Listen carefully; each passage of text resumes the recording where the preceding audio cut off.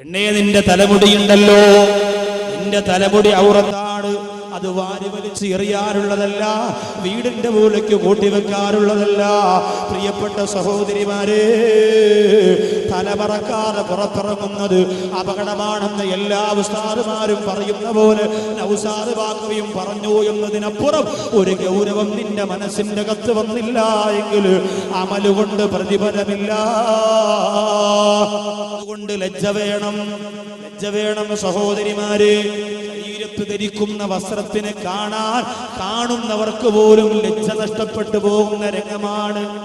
ഉമ്മമാര് ചിലപ്പോ 40 വയസ്സായി 50 വയസ്സായി പർദ്ദയൊക്കെ ധരിച്ച് നല്ല തലയൊക്കെ മറച്ച്, പക്ഷേ 8 വയസ്സുകാരിയായ മോളുടെ വിരൽ തുമ്പ് പിടിച്ചുകൊണ്ട് കല്യാണത്തിന് പോവുകയാണ്. കാട്ടാക്കട അതുപോലെ പൂവച്ചൽ SKയിലും കാട്ടാക്കട ദേവിയിലും അതുപോലെ പൂവച്ചൽ ഫിർദൗസിലും ഒക്കെ കല്യാണത്തിന് പോകുമ്പോ തലമറച്ചുകൊണ്ട് മഫ്തയിട്ടുകൊണ്ട് പോകുന്ന ഉമ്മ 8 വയസ്സുകാരിയായ മോളെ തന്റെ വിരൽ തുമ്പിൽ പിടിച്ചുകൊണ്ട് പോകുമ്പോ മോളിട്ടിരിക്കുന്നത് നെറ്റിന്റെ ചുരിദാറാണ്, മോളിട്ടിരിക്കുന്നത് മോഡലാണ്. ഉമ്മാമാക്കിന് ഇപ്പം മോഡലൊന്നും കാണിച്ചിട്ട് കാര്യമില്ല, മിഷനിലൊന്നും കുറയണില്ല ഒന്നും. അതുകൊണ്ട് ഉമ്മാമ എന്ത് ചെയ്തു, പർദ്ദയൊക്കെ ഇട്ട് മഫ്തയൊക്കെ ഇട്ട് കാര്യമായി നിസ്കാരത്തിനൊക്കെ വെച്ച് വലിയ ഹജ്ജുമ്മയായിട്ട് പോകുന്നു. 10 വയസ്സുകാരിയായ മോള് പോകുന്ന കണ്ടാൽ ഉമ്മാക്കും ഈമാനില്ല, മോക്കും ഈമാനില്ല. ഈ മോള് കാരണം ഈ ഉമ്മാടെ ഹജ്ജും ബാത്തിലാവും, ഉപ്പയും നരകത്തിൽ. മോളെ നമ്മൾ അങ്ങനെയാണോ ശീലിപ്പിക്കാനുള്ളത്? നമ്മൾ ഓർക്കണം എന്റെ പ്രിയപ്പെട്ടവരെ, ലജ്ജ എന്ന് പറയുന്നത് എന്റെ സഹോദരിമാർക്കുണ്ടെങ്കിൽ കാസർഗോഡ് 65,000 രൂപയുടെ പർദ്ദ ഇറങ്ങിയിരിക്കുകയാണ്. 1-2 രൂപയുടെ പർദ്ദയല്ല, 65,000 രൂപയുടെ പർദ്ദ. വിലപിടിപ്പുള്ള വസ്തു എന്ന് പറഞ്ഞാൽ നമുക്ക് വലിയ ആർത്തിയാണല്ലോ സഹോദരിമാരെ.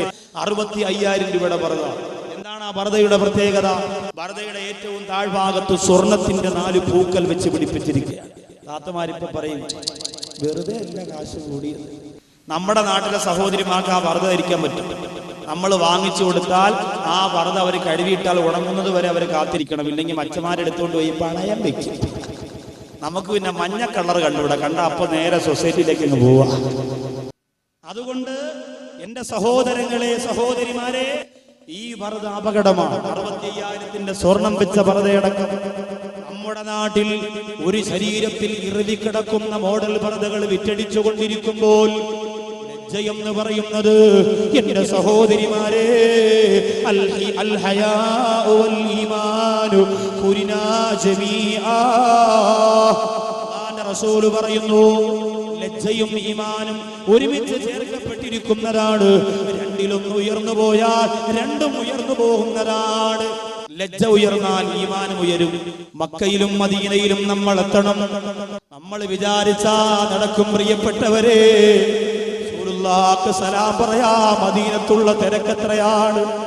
എത്രയോ ചെറുപ്പക്കാരാണ്, 20, 25, 30 വയസ്സായ മക്കള് അല്ലാഹുവിന്റെ ഹബീബിന്റെ റൗളാ ശരീഫിന്റെ മുമ്പിൽ നിന്ന് മാറാറ്.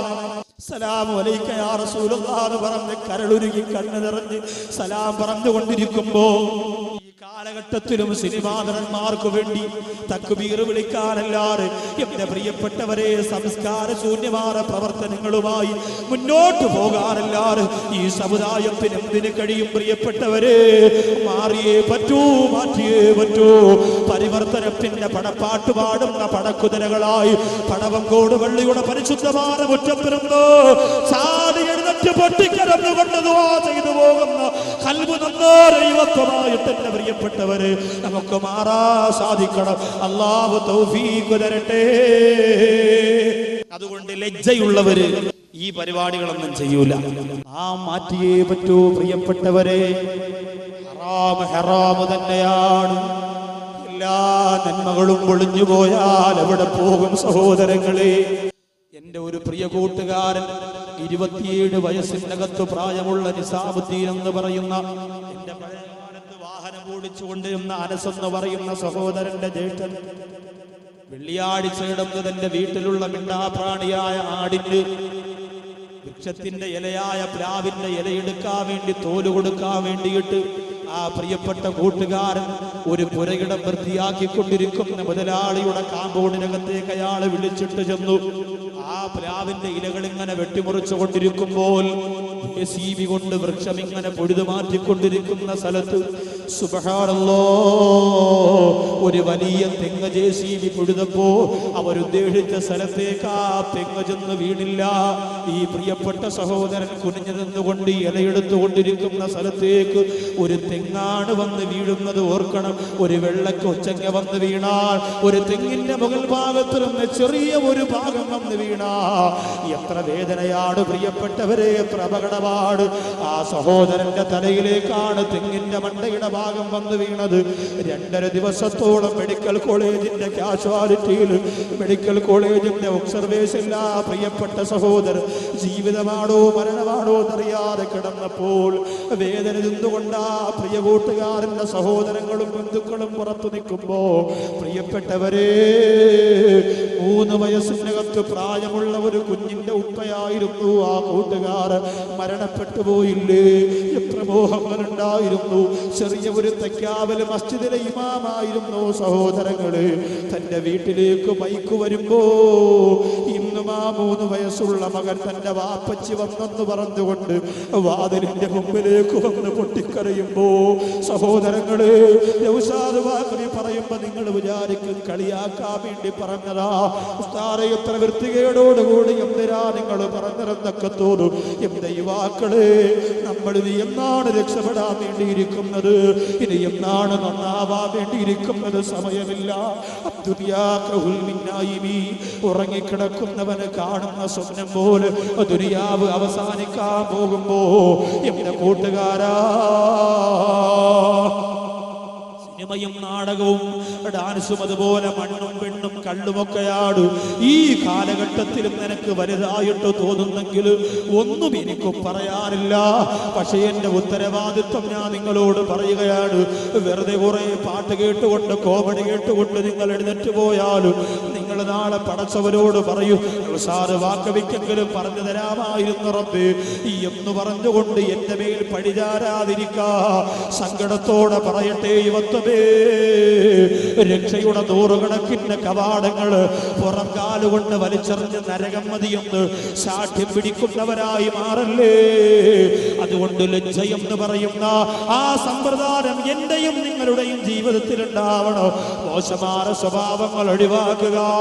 മൊബൈലിൽ നിന്ന് ആവശ്യമില്ലാത്ത നമ്പറുകളൊക്കെ മാറ്റിവെക്കുക. എന്നിട്ടതേ ഒരുപാട് പിക്ചറുകൾ നിന്റെ മൊബൈലിനകത്തുണ്ടല്ലോ, ഒരുപാട് ബ്ലൂ ഫിലിമുകൾ ഉണ്ടല്ലോ. ഞാൻ പറയട്ടെ, നിങ്ങൾ ആരെങ്കിലും തന്റെ കൂട്ടുകാരന് ബ്ലൂ ഫിലിം ബ്ലൂടൂത്ത് വഴി കയറ്റി കൊടുത്താൽ അതാരെല്ലാം കാണുന്നുവോ, അതാരെല്ലാം അനുഭവിക്കുന്നുവോ, അതാരെല്ലാം വീക്ഷിക്കുന്നുവോ, അവരുടെ എല്ലാം ശിക്ഷ കിട്ടുന്നത് ആദ്യം അയച്ചു കൊടുത്തവനാ. ഓർത്തു നോക്കണേ, അത് ചെറുതല്ല മോനെ.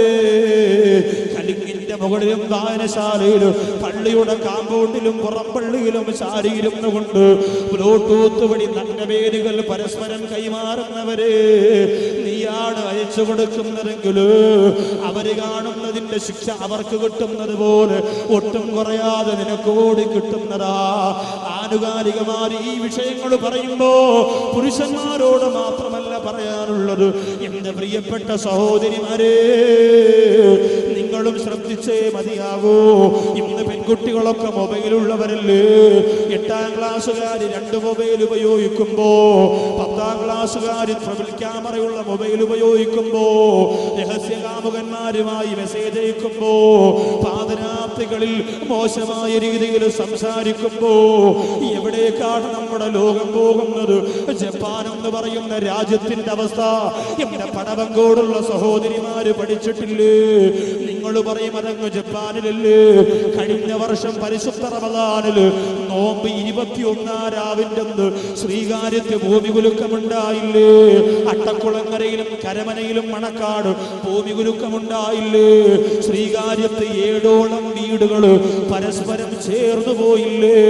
അത് പരിശുദ്ധ റമദാനില് കേരളത്തിന്റെ പ്രധാന ജില്ലയുടെ ഹൃദയഭാഗത്ത് അല്ലാഹു കൊടുത്ത ഭയാനകരമായ ഞെട്ടിക്കലായിരുന്നു എങ്കിൽ മറക്കണ്ട പെങ്ങളെ, മറക്കണ്ട മുസ്ലിമേ, ലജ്ജയെന്ന് പറയുന്നത് പാടെ വലിച്ചെറിഞ്ഞുകൊണ്ട് തോന്നിയതുപോലെ ജീവിക്കാ, തോന്നിയതുപോലെ സംസാരിക്കാ, ആവശ്യമില്ലാത്ത കാര്യങ്ങൾ ഇടപെടാ, മനസ്സിനെ മലീമസമാക്കി മാറ്റാ. ഈമാനിന്റെ എല്ലാ ഭാഗങ്ങളും പുറംകാലുകൊണ്ട് വലിച്ചെറിയാനുള്ള ശ്രമമാണ് നടത്തുന്നത് എങ്കിൽ അസ്രായീൽ വരുമ്പോ ഖേദിക്കേണ്ടി വരും. അല്ലാഹു കാത്തുരക്ഷിക്കട്ടെ. ആലി റളിയല്ലാഹു അൻഹുവിനെയല്ലേ റസൂലുള്ളാഹിയുടെ പൊന്നുപോൾക്ക് കിട്ടിയത്? എന്തിനാണ് ഇത്ര കഷ്ടപ്പെടുന്നത് പ്രിയപ്പെട്ടവരെ? പടവങ്കോടുള്ള എന്റെ പ്രിയപ്പെട്ട ഹൈന്ദവ സഹോദരങ്ങൾ വിചാരിക്കും, ക്രൈസ്തവ സഹോദരങ്ങൾ വിചാരിക്കും, ഉസ്താദേ നിങ്ങളുടെ പ്രഭാഷണം ഞങ്ങൾ കടയിൽ നിന്നല്ലെങ്കിൽ പള്ളിയിൽ നിന്ന് ഞങ്ങൾ കേൾക്കുന്നുണ്ട്, സദസ്സിൽ നിന്ന് ഞങ്ങൾ ശ്രവിക്കുന്നുണ്ട്. പക്ഷേ ഇത്രത്തോളം നിങ്ങളുടെ അള്ളാഹു ഇഷ്ടപ്പെട്ട മുഹമ്മദ് നബിയെ എന്തിനിങ്ങനെ പാവപ്പെട്ടവനാക്കി എന്ന് ചോദിച്ചാൽ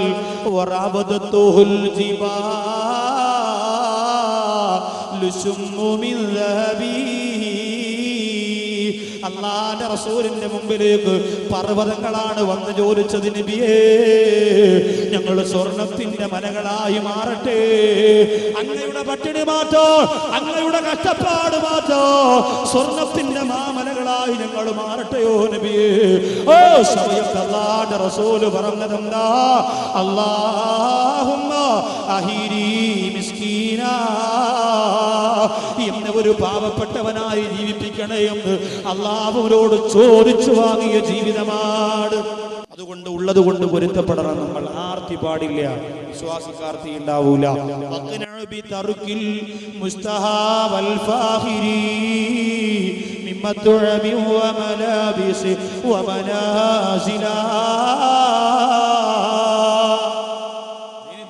നിങ്ങൾ പറയുകയാണ്, അല്ലാഹു നിങ്ങൾക്ക് തന്നിട്ടുള്ള വീട്, നിങ്ങളുടെ ഭാര്യ, നിങ്ങളുടെ മക്കള്, നിങ്ങളുടെ കുടുംബം, ഇതിനെല്ലാം ഉള്ളത് കൊണ്ട് പൊരുത്തപ്പെടുക, ആർത്തി ഒഴിവാക്കണേ. ഫാത്തിമ റളിയല്ലാഹു അൻഹയുടെ നിക്കാഹ് കഴിഞ്ഞു ദിവസങ്ങൾ കഴിഞ്ഞപ്പോ അലി റളിയല്ലാഹു അൻഹുവിന് ഒരു സംശയം. വേറൊന്നുമല്ല, എല്ലാ പെണ്ണുങ്ങളും കല്യാണം കഴിഞ്ഞ് 3 മാസം കഴിയുമ്പോൾ ഭർത്താക്കന്മാരോട് പറഞ്ഞ ഒരു ഡയലോഗ് ഉണ്ട്. എന്തെന്നറിയോ? പിന്നെ ഇക്ക ഷാനിഫ എന്റെ കൂടെ പഠിച്ചോളാം, അവക്ക് വീടായി. റംല എന്റെ കൂടെ പഠിച്ചോളാം, അവളെ വീട് ഇന്നലെ വാർപ്പായിരുന്നു. സൂറ എന്നെക്കാളും പ്രായം കുറഞ്ഞോളാം, പക്ഷേ ഇപ്പോ അവളെ ഭർത്താവ് വസ്തുവൊക്കെ വാങ്ങിച്ചിട്ട് അവളുടെ വീട് വെക്കാൻ പറ്റും. നിങ്ങൾ മാത്രം ഇങ്ങനെ നടന്നാൽ മതി, വീടൊന്നും വേണ്ടേ. ഇതില് ഭർത്താവ് കേട്ടില്ലെങ്കിൽ അടുത്ത ഡയലോഗ് എന്താണെന്നറിയോ? ഇക്ക നിങ്ങളെ എനിക്ക് മനസ്സറിഞ്ഞ് സ്നേഹിക്കാൻ കഴിയില്ലേക്ക. ഇവിടെ എങ്ങനെ നിങ്ങളെ സ്നേഹിക്കാൻ പറ്റും? ഒരറ്റത്ത് വാപ്പാടെ ചുമ, ഒരറ്റത്ത് ഉമ്മാടെ കൊര, ഇതിൻ്റെ ഇടയിൽ കുറേ മക്കള് മക്രോണി കണക്ക്, ഭർത്താവ് കളഞ്ഞിട്ട് പോയ നാത്തൂമാരെ കുറേ മക്കള്, അവർ കിടന്ന് ഓട്ടവും ചാട്ടവും വിളി. ഇതിനിടയിൽ എങ്ങനെയാണ് ഇക്ക നിങ്ങളെ സ്നേഹിക്കാൻ പറ്റുക? അതുകൊണ്ട് നമുക്ക് വീട് വെച്ച് മാറാം എന്ന് പറഞ്ഞ് വീട് വെച്ച് നിങ്ങൾ ആരും മാറി താമസിക്കേണ്ടെന്നല്ല. ഞാനും മാറി എൻ്റെ ഭാര്യയും മക്കളുമായിട്ട് പ്രത്യേകം വീട് വെച്ച് താമസിക്കുന്നയാളാ, അങ്ങനെ മാറണ്ടെന്നല്ലേ പറഞ്ഞു. ഇതിനൊരു കാരണം നമ്മൾ ഇങ്ങനെ കണ്ടെത്തിയിട്ട് പെണ്ണിന്റെ മനസ്സിൽ എപ്പോഴും വീടെന്ന് പറയുന്നത് വല്ലാത്ത സ്വപ്നമാണ്. എല്ലാ സ്ത്രീകളുടെയും മനോമുഖരത്തിൽ അവൾ ഇഷ്ടപ്പെടുന്ന ഒരു വീട് കാണും. എൻ്റെ ഒരു പാവപ്പെട്ട ഭർത്താവ് സ്ത്രീധനവും പിന്നെ ഒന്നുമില്ലാതെ ഒരു പാവപ്പെട്ട കൂട്ടുകാരൻ ഒരു പെൺകുട്ടിയെ, സാധുവായ പെൺകുട്ടിയെ നിക്കാഹ് കഴിച്ചു. അപ്പൊ അവനൊരു 5 സെന്റ് വസ്തു കൊണ്ട് വീട് വെക്കാൻ തീരുമാനിച്ചപ്പോ ഭാര്യ, എവിടെ കിടന്ന ഭാര്യ, നിത്യവൃത്തിക്ക് വകയില്ലാതെ, എന്റെ പ്രിയപ്പെട്ടവരെ, ഉടുതുണിക്ക് മറുതുണിയില്ലാതെ കിടന്ന് കഷ്ടപ്പെട്ട പെണ്ണ. യവന്റെ വീട്ടിൽ വീടിന്റെ മോഡൽ കാണിച്ചു കൊടുക്കാൻ മനോരമ ആഴ്ചപ്പതിപ്പിന്റെ വീടെന്ന് പറഞ്ഞൊരു പുസ്തകമുണ്ട്. അതിനകത്തുനിന്ന് മുഴുവനും വെട്ടിയെടുത്ത് വെച്ചിരിക്കുകയാണ്. ഇങ്ങനത്തെ വീട് വേണം, സ്വിമ്മിംഗ് പൂള് മുകളിൽ ഇങ്ങനെ, സ്വിമ്മിംഗ് പൂള്. എന്റെ പ്രിയപ്പെട്ടവരെ, 2 പവൻ സ്വർണം പോലും വേണ്ടെന്ന് പറഞ്ഞ ആ പാവപ്പെട്ട പെണ്ണിന് ജീവിതം കൊടുത്തപ്പോ ആ പെണ്ണിന്റെ മനസ്സിൽ എന്താണെന്നറിയോ? ഇങ്ങനെ പ്രസിദ്ധീകരണങ്ങളിൽ നിന്ന് വെട്ടിവെച്ചിരിക്കുകയാണ് വീടിന്റെ മനോഹരമായ 3ഉം 4ഉം നില, കാർ ഷെഡ്, പൂന്തോട്ടം. സുബ്ഹാനല്ലാഹ്, 5 സെന്റേ ഉള്ളൂ മച്ചാക്ക്. ആത്മാടെ സ്വപ്നമാണ്, ആവശ്യത്തിനെല്ലാം. നമ്മൾ ഏതെങ്കിലും ഒരു വീട് വാലുകാച്ചിന് പോയി അവിടുത്തെ സ്റ്റെപ്പ് കണ്ടപ്പോൾ